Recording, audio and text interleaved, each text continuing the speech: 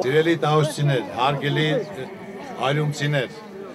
ես ձեր հանդիպել էի 2 տարի առաջ, օրդանական ընտրություններից առաջ հանդիպում եղավ, բոլորդ էլ հիշում եք, և ինչ որ ես ձեզ խոսք եմ տվել, ես իմ խոսքը իրականություն եմ դարձել, ձեր ցանկությունն է եղել եկեղեցի ունենալ, ես ֆինանսավորել եմ։ Ուզում եմ ասել, որ ամենակարևորը ես իմ խոսքը միշտ գործ եմ դարձնում։ Ու ամենակարևորը ես շատ եմ սիրում իմ ժողովրդին, իմ երկրին, որը ամեն մի մարդ հնարավորության սահմաններում, իր հնարավորության սահմաններում պետք է կարողանա օգտակար լինել իր երկրին, իր ժողովրդին եւ կարողանա ձեռագիր տվել։ Այնպես որ հիմնականում ես ձեզ ցանկանում եմ առողջություն, հաջողություն, հավատ, վստահություն, հավատացեք, որ ապագան փայլուն է լինելու, հավատացեք դուք ձեզ, հավատացեք ձեր գործին ու հավատացեք ձեր Աստծուն։